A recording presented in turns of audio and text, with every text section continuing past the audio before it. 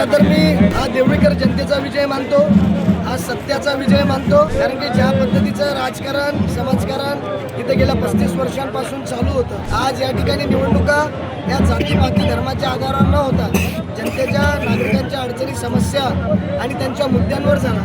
त्यामुळे मी जनतेचा फक्त सेवक आहे, एक त्यांचा कार्यकर्ता आहे. खऱ्या अर्थानं जर कुणी जर नगराध्यक्ष झालं असेल तरी या देवळी शहरातला सर्वसामान्य माणूस, या गावातला प्रत्येक माणूस नगराध्यक्ष झालेला आहे. त्यामुळे हा देवळीकर शहरांचं देवळीतील प्रत्येक नागरिकाचा विजय. इथं कारण मात्र मी माझ्या जाहीरनाम्यामध्ये ज्या गोष्टी सामान्यांच्या गरजेच्या आहेत त्यासोबतच सर्वसामान्य नागरिकांना आपल्याला काय आधार देता येईल, युवकांसाठी काय करता येईल, विद्यार्थ्यांसाठी काय करता येईल, महिला तरुणींसाठी काय करता येईल, या पद्धतीचं डोक्यामध्ये अनेक कामाचा आराखडा तयार आहे. त्यासोबतच मी माझ्या निवडणुकीच्या जाहीरनाम्यामध्ये सुद्धा मी काही आश्वासन दिलं होतं, त्याची पूर्ती करण्याचं येणाऱ्या काळामध्ये मी निश्चितपणाने प्रयत्न करणार. मुख्यमंत्री या ठिकाणी येऊन गेले, परंतु ज्या पद्धतीचा मुख्यमंत्र्यांना आणि जिल्ह्याला खोटा विकास दाखवण्याचं जे काम केलं, तो त्यांचा विकासाचा बुरखा, खोट्या विकासाचा बुरखा फाडण्याचं काम या देवळीकर जनतेने केलं. खरं तर मी त्यांचं अभिनंदन करतो. श्रीकांत भाऊ तुपकर